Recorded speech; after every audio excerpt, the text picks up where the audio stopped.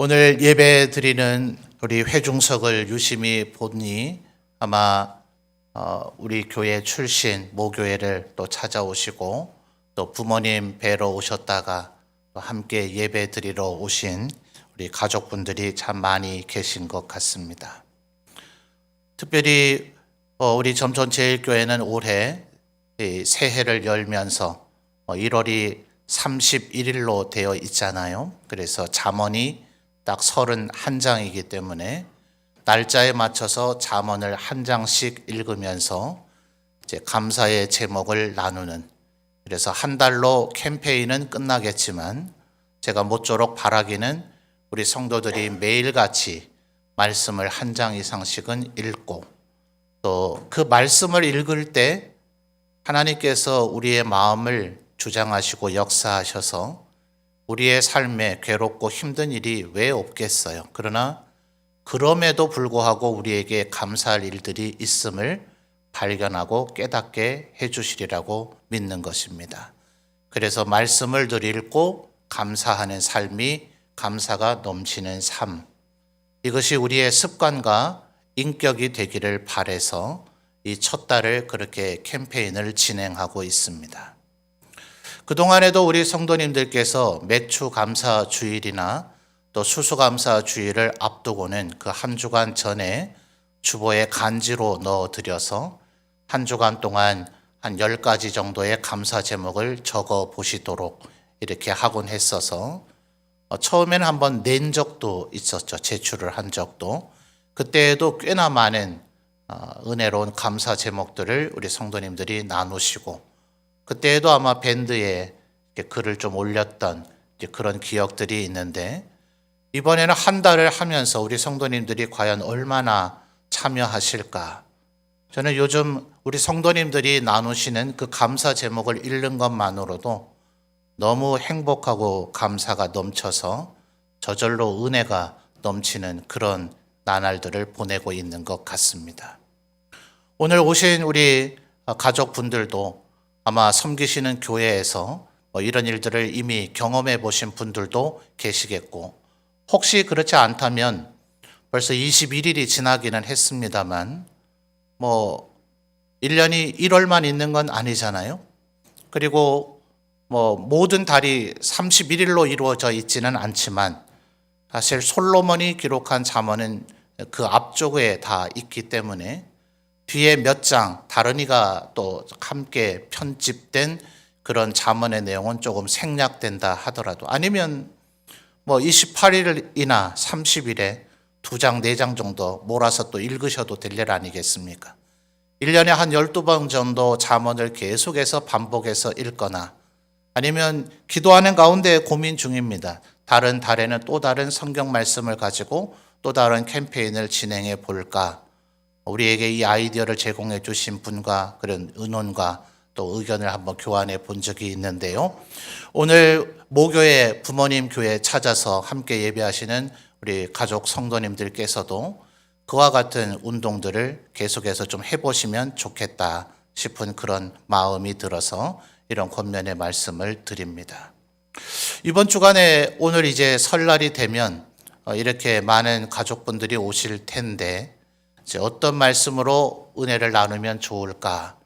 오늘이 22일이라서 22장의 말씀을 나누긴 해야 되겠죠. 그래서 기본 설교의 내용과 컨셉은 그렇게 잡기는 했습니다만, 설교를 준비하는 가운데 유튜브를 보다가 어떤 목사님의 짧은 설교 전 부분은 아니고요. 요즘 그런 한 5분, 3분 정도의 짧은 동영상들이 많이 올라와 있더라고요. 그 내용이 감사와 관련된 내용이라서 제가 일부러 본 것은 아니고 정말 우연히 그 내용을 보다 보니 지금 우리가 하고 있는 이 캠페인과 너무나 맞는 내용이라서 이쯤이면 하나님의 섭리와 역사하심이라고 봐야 되나, 이제 그런 생각까지 들더라고요.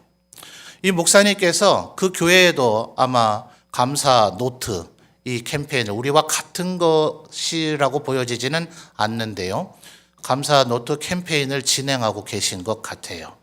그래서 이분이 감탄과 감사를 설명을 하시더라고요. 너무 맞는 얘기고 저는 지금까지 전혀 수많은 감사에 대해서 설교도 했고 우리 성도님들에게 감사를 가르치기도 했던 것 같은데 저도 전혀 몰랐던 부분이라서 이 부분은 우리 성도님들께 꼭 나눠야 되겠다. 이건 정말 하나님의 섭리인 것 같다는 생각이 들었어요. 한자어로 사전적 의미를 찾아보니 그 목사님의 설명과 해설이 정확히 맞아요. 감탄이라 하는 것은 우리가 감사할 그런 일들을 마음으로 느끼는 거라는 거예요. 마음에 느껴서 참 행복한 마음, 기쁜 마음, 감사한 마음이 들겠죠. 그러나 마음의 생각으로만은 감탄에 불과하지 그것이 감사가 아니라는 겁니다. 감사라고 하는 한자적인 의미의 그 뒤에 사자는 살해할 사자인데 이 한자의 살해할 사자가 말씀 언변에 우리 화살을 쏠 때 쏜다 그러잖아요. 쏠 사자로 되어 있더라는 거예요. 그래서 말을 마치 화살을 관역에 쏘듯이 최소한 무슨 선물을 하는 것도 감사라 할 수 있겠고 사례라 할 수 있겠지만 말로써 반드시 표현해야만 진정한 감사다. 그렇겠죠? 우리가 하나님께도 감사한다는 생각을 아무리 그냥 마음속으로만 하고 있으면 뭐 하겠어요? 물론 하나님께서야 우리의 마음의 생각까지도 다 헤아려 알고 계시지만 성경 여러 곳에도 보면 하나님께서도 우리의 입술의 고백으로 하나님 앞에 감사하기를 말로써 표현하기를 바라더라 하는 거예요. 우리 성도들이 만약 그냥 마음속으로 감탄만 하고 있었다면 지금 밴드에서 느끼는 이런 감격과 기쁨을 우리 성도님들이 잘 느끼지는 못하셨을 겁니다. 메인 밴드에 벌써 우리 몇 년째 됐잖아요. 밴드가 만들어진 지. 물론 어떤 글들은 모두의 공감대가 형성되니까 거기에 좋아요, 기뻐요 등등 많이 눌려지긴 하지만 수십 개의 댓글이 달리고 있는데 그 수십 개의 댓글이 대부분 10개 이상의 좋아요가 달리는 이 현상은 어떻게 설명을 해야 될까? 정말 말로 표현한 감사가 우리의 감사를 더 증폭시키고 함께 은혜를 나누고 있구나 하는 그런 생각이 들었습니다.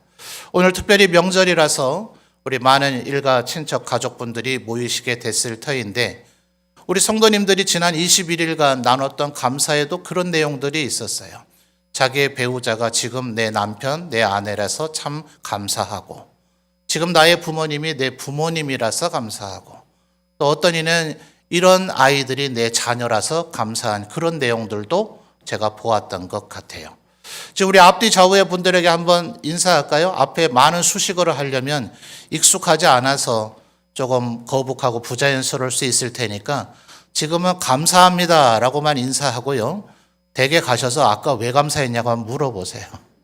자, 앞뒤 좌우에 있는 분에게 내 자녀가 되어줘서 고맙든지 내 부모님이 되어줘서 감사하든지 우리 한번 인사할까요? 감사합니다. 예, 가족이 아닌데도 감사합니다라고 인사하시네, 그렇죠? 입으로 표현하면 우리의 감사가 더 많은 감사가 되어질 줄 믿습니다. 그런데 절대로 우리 인위적으로는 바람직하고 긍정적인 그런 감사가 잘 나오지는 않아요. 그래서 말씀을 늘 묵상하는 것이 필요합니다. 하나님께서 우리의 마음을 주장하시고 감동하실 때 진정한 감사가 우리의 입에서 고백되어지게 되는 것이죠. 우리 지금까지 잠언 말씀을 아마 차분히 묵묵히 읽어오신 분들은 21장까지 읽으셨고 오늘 부지런한 분은 예배드리러 오시기 전에 이미 22장도 읽으셨던 분들이 계실 터인데 신학자들은 이 잠언이라고 하는 성경의 이름의 의미를 속담집 혹은 격언집이라 불러도 된다 이렇게 보통 표현을 합니다. 실제로 우리나라의 속담과 비슷하다 보여질 그런 문구들, 그런 명제들도 제법 나오고 있죠. 그러다 보니 그저 한 절 내지는 두 절로 대화의 어떤 얘기의 주제가 변경되거나 하기 때문에 전체적인 맥락과 스토리를 잡기가 참 쉽지 않아요. 그러나 이제 신학자들은 이 성경의 전문가들이시니까 이 성경을 잠언을 계속해서 그들이 묵상하고 연구해서 하나의 줄거리를 이제 찾아내는데 우리 둘째 주일에 8장 우리 묵상하고 나누면서 결국 진정한 지혜는 바로 예수 그리스도이시다 하는 것을 우리가 확인해 본 바가 있잖아요.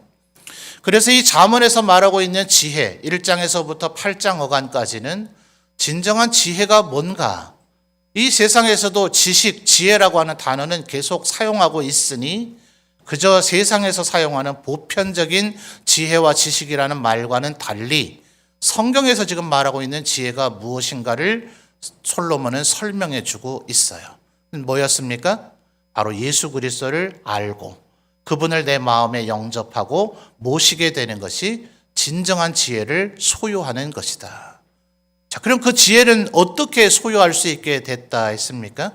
하나님께서 끊임없이 말씀을 통해서 우리에게 지식과 지혜 혹은 훈계와 책망으로 우리에게 끊임없이 말씀해 주시니, 특별히 8장에서는 그 지혜가 마치 음란한 여인이 남자를 유혹하는 것처럼 히브리 명사의 지혜도 여성형이라 그랬죠. 그래서 솔로몬은 음란한 여성과 의인화된 지혜를 일부러 대조해 주고 있어요. 마치 지혜도 그 음란한 여인이 목숨을 걸고 남자를 꼬드기려 하는 것처럼 곳곳에서, 길에서, 울타리에서 혹은 문 입구에서 나를 지혜를 소유하라, 내 목소리를 들으라, 이렇게 지혜를 외쳐대고 있다. 실제적으로 오늘은 어떠하겠습니까? 우리가 성경 말씀을 읽어야 된다고 촉구하든지 바로 지금처럼 설교자와 같은 이들이 지혜를 여러분에게 계속해서 외쳐대고 있는 거죠. 바로 이런 일련의 과정들을 통해서 지식과 지혜 혹은 훈계와 책망, 경계 이런 등등을 통해 우리가 말씀을 들음으로 지혜를 얻게 되는데, 이 지혜를 얻게 되면 우리에게 가장 핵심적인 변화는 잠언은 계속해서 세 가지 영역으로 얘기하고 있죠. 첫째가 뭐였습니까? 먼저는 마음이 변해야 된다. 그 마음이 변화될 때 우리의 입술의 말이 바뀌어지게 될 것이고, 그 입술의 말이 바뀌어짐으로 우리의 행동마저 달라지게 된다. 지난 20세기에 이 세상에서 행태주의라고 하는 철학사조가 있었어요. 인간의 행동은 도대체 무엇으로 규정되는가? 악한 행동을 하는 이들이 있죠. 특별히 자녀 교육을 할 때 우리의 자녀들이 어떻게 하면 선한 행동만 할 것인가? 그들도 하는 얘기예요. 그 행태주의 철학을 주장하는 이들이 다 기독교인은 아닌데 그들조차도 행동을 자꾸 바꿔라 얘기하고 그 행동을 바꾸려고 하는 시도는 결국 실패한다. 근본적인 행동을 결정짓는 것은 마음의 생각이요, 언어의 습관이기 때문에 마음을 바꿔주고 말을 바꿔줘야 그의 행동이 바뀌어진다는 것이 그들의 주장이기도 합니다. 어쩌면 그들 중에 일부가 이 성경의 가르침의 모티브로 지혜를 얻어서 그와 같은 사상과 생각을 정립하고 발전했을 수 있겠죠. 자, 그러니 솔로몬이 뭘 얘기하고 있습니까? 하나님을 아는 것이 진정한 지혜이고 그것을 하나님의 말씀을 통해서 그렇게 될 터인데, 우리의 마음의 생각, 입술의 말, 그리고 우리의 행동이 바뀌어질 때 그를 진정한 지혜로운 자라 한다는 거예요. 자, 오늘 우리가 읽은 이 22장은 솔로몬의 잠언 중에서는 거의 끝자락입니다. 솔로몬이 직접 말한 잠언을 성경에 기록이 되어져 있고, 그 이후에는 아마 열왕기든 역대기든 왜 다윗 왕의 역대 지략 이런 표현이 열왕기에 나타나잖아요. 그러면 솔로몬도 마치 우리의 조선 왕조 실록처럼 솔로몬의 역대 지략 이런 글이 있었을 거죠. 그걸 바탕으로 열왕기와 역대기가 작성이 된 겁니다. 먼 휴대 바벨론 포로기 멸망 시기에 있었던 예레미야와 에스라가 어떻게 고대의 다윗 왕의 얘기를 적을 수 있겠어요? 성경 이전에 사료라 할 수 있는 기록물들이 있었기 때문입니다. 그래서 이 잠언 끝자락에는 히스기야 왕의 신하들이 솔로몬의 역사 기록을 통해서 그가 했던 지혜로운 말들을 중복되지 않은 걸 또 발췌해내서 잠언 뒷부분에는 그것이 부록처럼 들어있어요. 자, 근데 그 이전에 오늘 22장은 솔로몬이 말한 것을 바로 그대로 채록해서 옮겨진 잠언 중에서는 거의 끝자락으로서 일종의 부록과 같다, 이렇게 신학자들은 이야기를 합니다. 오늘 새벽에는 우리 17절에서부터 21절까지를 살펴봤는데요. 이 17절부터 24장 어간까지가 자, 그러면 마음의 생각이 바뀌고 입술의 말이 바뀌고 행동이 바뀐 사람이 어떤 지혜로운 행동들을 해야 되는가? 실제적인 행동 지침으로서의 지혜로운 행동 30가지. 이렇게 된 것이 오늘 우리가 읽은 단락의 부분입니다. 우리 한글 성경에는 그렇게 주석을 달아주지 않았는데 저는 지금 개역개정 성경과 NIV 버전의 영한 대조 성경을 제가 주로 보고 있는데요. NIV 영어 성경만 하더라도 17절부터를 30개의 지혜로운 지침 이렇게 해서 17절에서 21절까지가 첫 번째의 지침이고요. 오늘 우리가 본문으로 읽은 22절부터 29절까지가 두 번째부터 다섯 번째의 지혜로운 지침입니다. 그러면 지혜를 얻은 자는 어떻게 살아야 될 것인가? 오늘 네 가지를 간략히 설명하도록 하겠습니다. 22절 여러분이 한번 읽어보실까요? 시작. 자, 다시요. 제가 너무 오늘 좀 마음이 급해서 서둘렀죠. 22절 앞에 스크린에도 나옵니다. 성경을 읽듯인지 스크린을 보시고요. 22절 함께 읽어주십시오. 시작.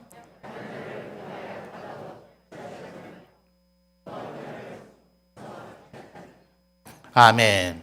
자, 22절에 두 번 반복되죠. 약한 자와 곤고한 자인데요. 우리 조선시대로 하면 왕족과 귀족, 양반, 그리고 평민을 제외한 주로 상민들이 여기에 해당될 겁니다. 그들이 억울하게 여겨질 그런 일을 함부로 하면 안 되죠. 그들의 인권을 침탈하면 안 되죠. 그들에게 성적 유린을 한다든지 정당한 임금을 주지 않는다든지 혹은 죄가 없는데도 불구하고 그들을 죽인다든지 이러면 안 되겠죠. 그래서 소위 성군이라 불려지는 세종대왕 같은 이는 당대에 여종이 출산을 하더라도 출산 휴가를 주라 이런 지침까지 내렸다 그래요. 근데 실상은 어땠을까요? 모든 양반 평민들이 종들, 상민들에게 그와 같은 대우를 해줬을까요? 소위 조선시대의 법률이라 하는 경국대전이 편찬되어 있지만 그 안에도 22절에 얘기하는 이런 약한 자와 곤고한 자를 보호할 각양의 장치와 법 규정들이 되어 있지만 그것이 과연 지켜졌겠습니까? 그렇지 않죠. 그 약한 자들, 상민을 대상으로 22절에 약한 자와 곤고한 자라 할 사람들에게 가혹한 행위를 하거나 그들에게 불법이나 부당한 행위를 할 사람들은 다 양반들이죠. 그 양반들의 악한 행위를 벌 줄 지위에 있는 사람들도 양반이었습니다. 언젠간 나도 그 심판대 위에 서게 될지 모르는데 뭐 때문에 그 행위들을 처벌하겠어요. 그러니 경국대전을 비롯한 조선시대의 상민들을 보호하기 위한 각양의 법률 규정이 있었지만 그건 전부 다 사문화가 되어져 있었어요.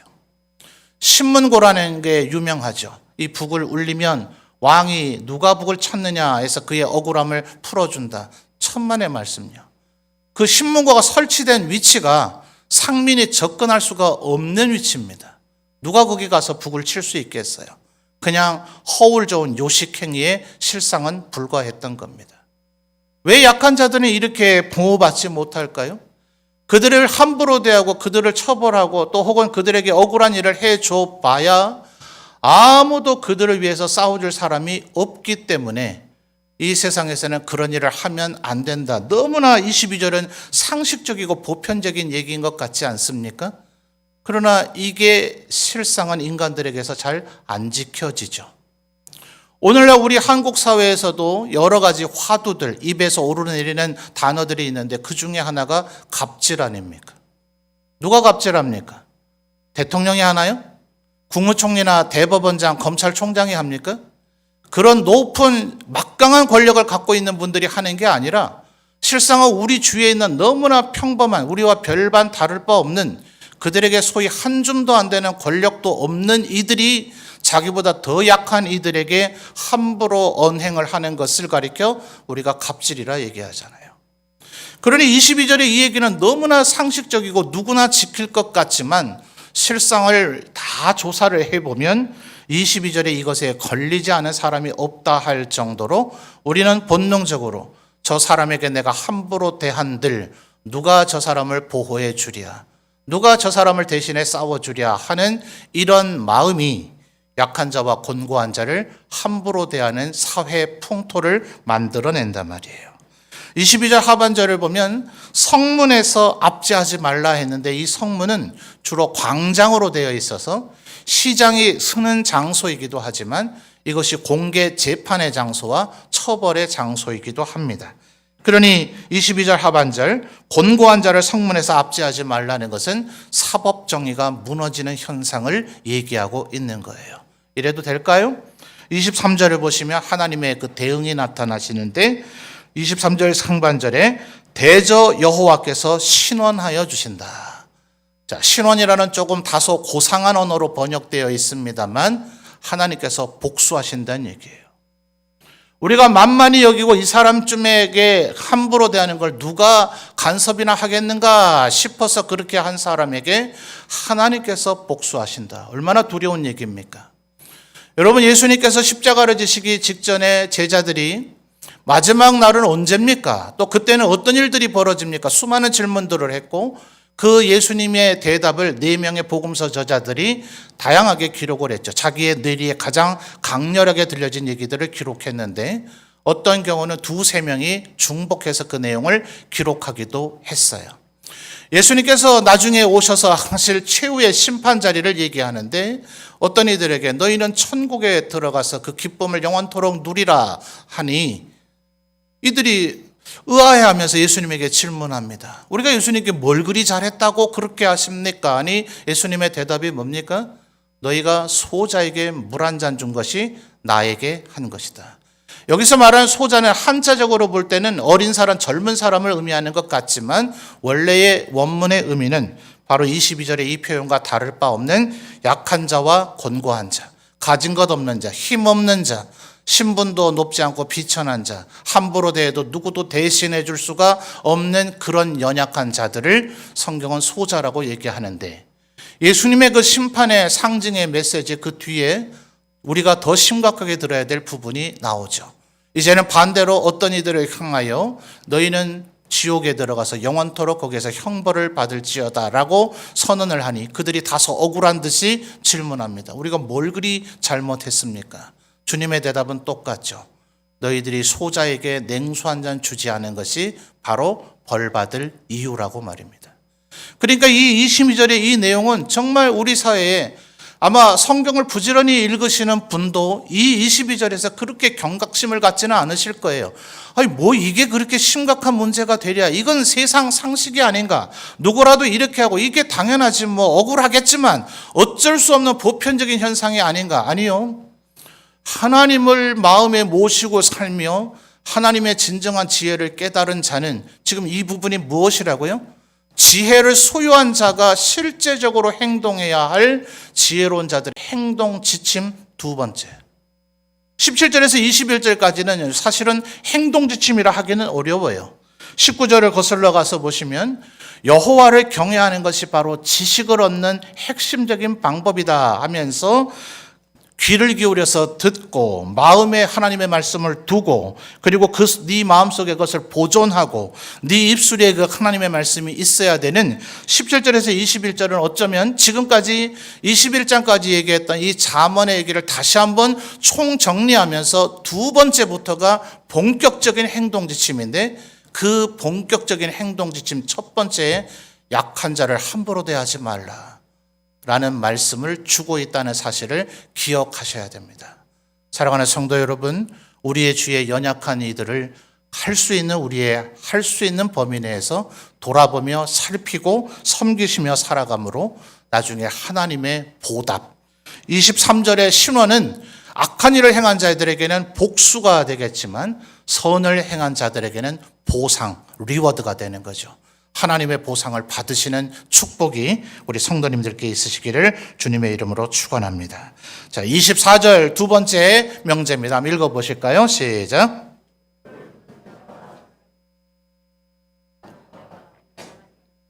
아멘. 노를 품는 자 그리고 울분한 자, 성경은 우리의 감정을 무시하지 않습니다. 누구라도 분노의 마음을 가질 수 있죠. 화가 날 수 있어요. 그런데 신약 에베소서에서도 뭐라고 얘기합니까? 화가 날 수는 있겠지만 해가 떨어질 때까지 그걸 계속 유지해서는 안 된다고 말이죠. 마치 이렇게 전세대 목사님들 설명을 많이 하셨어요. 요즘은 화학 세제를 쓰니까 설거지를 한 그 물을 어디 모아서 다른 용도로 쓸 수 없겠습니다만 전세대 어르신들은 수세미 열매로 그릇을 씻곤 하니 그 씻은 설거지 물이 찌꺼기들이 오염되어 있지는 않죠. 집에 돼지 먹일 사료나 그런 것들이 충분하고 넉넉하다면 굳이 그렇게 할 필요가 없겠습니다만은 전세대 어르신들은 그것조차도 풍족하지 않았죠. 그 음식 그릇에 묻어있는 그 음식물의 찌꺼기조차도 모아서 돼지의 먹이로 쓰기 위해서 설거지를 한 물은 한 통에 모아두셨습니다. 그럼 위에는 이제 맑은 물이 뜨게 되죠. 그리고 그 밑에는 찌꺼기가 가라앉게 됩니다. 오늘 명절이라 맛있는 거 많이 해놓으셨을 텐데 예배 마치고 집에 가서 맛있는 거 드셔야 될 텐데 그때 이거 생각나지 않기를 바랍니다. 집에 꼭 한 명씩은 그런 장난꾸러기 있죠. 그 가만둬야 가라앉은 거 위에 물은 찌워버리고 돼지에게 사료로 먹이로 줄 텐데 긴 짝대기 가지고 와서 휘젓는 그런 꼭 장난꾸러기 한 명씩은 있죠. 그러면 그 물이 다시 다 가라앉을 때까지는 그건 돼지에게 줄 수가 없어요. 마치 에베소서에서 얘기하고 있는 분노의 감정이 우리에게 전혀 안 생길 수는 없지만 그것이 해가 넘도록은 유지하면 안 된다라는 말은 바로 그것과 같습니다. 여러분 혹시 인생을 살아오시다가 정말 후회되고 부끄러울 정도로 그땐 내가 왜 그렇게 화를 냈을까 했던 그런 순간들이 있지는 않습니까? 우리의 마음속에 있는 이 분노의 감정을 완전히 해결해내고 녹여내고 은혜로 소멸시켜버리지 못했기 때문에 그것이 찌꺼기처럼 가라앉아 있다가 누군가 우리의 최대 약점을 건드릴 때 마치 작대기로 그 꾸정물을 휘저은 것처럼 모든 분노의 감정이 다시 치솟아 올라오게 되는 거예요. 창세기에도 보면 가인이 아벨을 죽이고자 하는 마음을 먹게 되죠. 하나님이 자기와 자기의 제사는 받아주지 않으시고 아벨과 아벨의 제사는 받아주시니 자기의 잘못을 되돌이켜보지는 않고 아벨에게 증오심을 갖습니다. 그때 하나님께서 경고하시죠. 우리 예배당 들어오는 문은 밀고 닫는다 해서 미닫이 문이라 하죠. 근데 옆으로 여는 문은 여닫이 문이라 하지 않습니까? 근데 이 여닫이 문의 바로 앞에 누군가가 엎드려 있다고 생각해 봐요. 가정에 이런 장난꾸러기들 덜어 있죠. 누가 그 문을 옆으로 열고 나면 거기에 맹수나 혹시 개가 있어서 나를 물까 싶어서 조심조심 앞에 뭐가 있나 없나를 살피면서 문 여는 사람이 어디 있습니까? 다소 급한 일이 있다 보면 정말 문을 불이 나게 열고 나가다 보면 장난치려는 아이가 거기에 엎드려 있으면 영락없이 거기에 걸려서 그대로 강하게 넘어져서 중상을 당할 위험이 굉장히 큽니다. 하나님께서 가인을 그렇게 경고하셔요. 네 마음에 품고 있는 그 분노의 감정은 마치 죄가 문 앞에 엎드려 있는 것과 같으니 너는 너의 마음을 다스려야 된다고 말입니다. 우리는 언제든지 외부적인 나쁜 자극이 오면 화날 수 있습니다. 감정 상할 수 있어요. 얼굴이 찌푸려질 수 있습니다. 그런데 그 분노의 감정을 컨트롤하고 다스릴 줄 아는 것, 그것이 바로 지혜의 효능이요 능력이다 하는 거예요. 하나님의 말씀이 우리 성도들의 마음을 주장하시고 다스리셔서 분노의 감정을 잘 녹여낼 수 있는 우리 성도들이 되시기를 바랍니다. 그런데 만약 24절에 얘기하는 것처럼 이렇게 노를 품는 자나 울분한 자와 함께 동행하는 일이 벌어진다면 25절에 뭐라 얘기합니까? 그의 행위를 본받을까 두렵다 하는 거예요. 이런 이들과는 애초부터 단절하라는 얘기가 아닙니다. 그런데 남이 나에게 한 악한 행동을 베드로의 질문에 예수님 대답하시듯 70번씩 7번, 하루 24시간에 490번 용서하려면 거의 5분, 8분 간격으로 용서를 계속해야 그 횟수를 채울 수가 있어요. 이 말은 490번까지만 용서하고 491번부터는 용서하지 않아도 된다는 의미가 아니라 끝까지 영원토록 계속해서 용서하라는 의미예요. 누군가 나에게 악한 일을 할 때 내 용서야 그렇겠지만 우리는 전능한 하나님이 아닙니다. 목회자들도 마찬가지예요. 간혹 성도들이 목회자의 그런 기대라고 목회자들도 그런 아집에 사로잡혀서 스스로 함정에 빠집니다. 우리는 연약한 인간이기 때문에 누군가를 섬기는 것에 한계가 있어요. 그래서 잠언에 끊임없이 얘기하죠. 계속해서 얘기를 해보지만 너의 말을 듣지 않으면 더 이상은 얘기하지 마라. 우리가 그의 인생을 책임질 수가 없는 겁니다. 그렇기 때문에 그런 사람과 애초부터 단절하라는 것은 아니지만 내가 그 사람을 선한 사람으로 섬겨나가는 것보다는 죄의 힘이 훨씬 강력한지라 25절에 뭐예요? 그의 악한 그 분노하는 성품을 네가 본받게 될까 두렵다는 거예요. 출애굽기에서도 마찬가지죠. 이 계명을 잘 지키는 자에게는 10,000대까지 보응하겠지만 이걸 불순종하는 자에게는 3, 4대까지 보응한다. 아니 내가 죄를 지었는데 내 아들과 손자와 증손자가 벌을 받는다면 얼마나 후손들이 억울하겠어요. 그 의미입니까? 그렇지 않죠. 하나님은 선지자를 통해서 말씀하시기를 아버지가 포도를 먹으면 그 아버지의 이가 실 뿐이지 아들 손자가 이를 시게 되지는 않는다.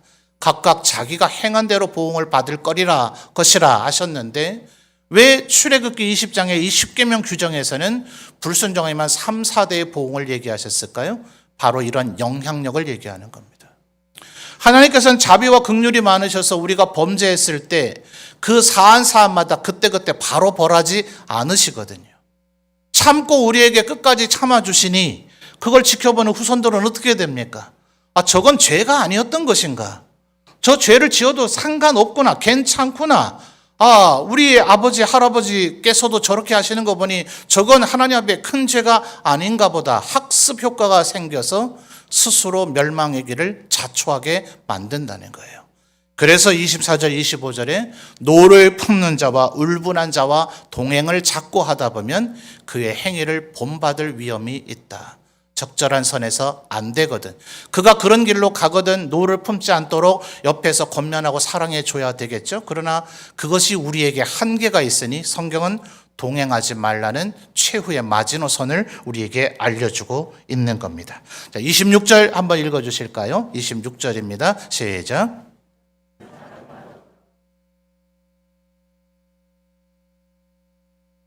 아멘. 형법적인 연좌제는 이제 폐지됐죠. 아버지가 반역을 일으켰으면 아버지만 벌 받아야 되지 왜 삼족을 다 멸합니까? 사촌, 팔촌, 육촌들이 그 사람이 역모를 꾀할지 누가 알았다고 친족을 다 죽입니까? 처가나 외가 사람들이 도대체 연락 한 번 없었는데 무슨 반역을 꾀할 줄 알고 다 죽입니까? 중국은 심지어 구족을 멸했죠. 그러니까 이런 연좌제가 소위 갑오 개혁을 비롯한 이 동양이 서구화되면서 연좌제는 폐지됐어요. 정말 그렇습니까? 이 21세기에 신종 연좌제가 있잖아요. 인터넷이 워낙 발달해 있으니 어떤 사람이 한번 범죄를 저지르고 사회적 물의를 일으키면 그 사람의 가족의 신상까지 다 털리는 세상 아닙니까? 그 가족이 무슨 죄가 있어요? 여전히 우리는 남에게까지 그 책임을 물으려고 하는 그런 행위들이 있죠. 그래서 형법적인 연좌제는 폐지가 됐지만 민사적인 보증의 행위는 이것을 요구하는 개인과 사회의 시스템이 잘못된 것입니다. 그것을 제정하고 그것을 여전히 집행하는 자들은 하나님 앞에 언젠가 책임을 묻게 될 거예요. 그러니 이것은 내가 남의 인생을 책임질 수 없다는 한계를 얘기하고 있는 겁니다. 이 사회 자체가 그것이 사라져야 되죠. 보증을 쓴다는 것은 내가 그 사람의 인생을 어떻게 책임지겠어요? 그러니 27절에 뭐라 그럽니까? 만일 갚을 능력이 네게 없다면 너의 침상마저 빼앗기게 될 터이니 네가 어찌 그런 일을 하겠는가? 그래서 보증을 쓰는 시스템 자체가 사라지는 세상이 되어야 하겠죠. 그러나 개인적으로라도 여러분 보증을 쓰는 것은 하나님께서 지혜롭지 못한 행동이라고 얘기하고 있다는 것을 기억하실 필요가 있겠습니다. 자, 마지막으로 29절 살펴볼까요? 29절 읽어주십시오. 시작.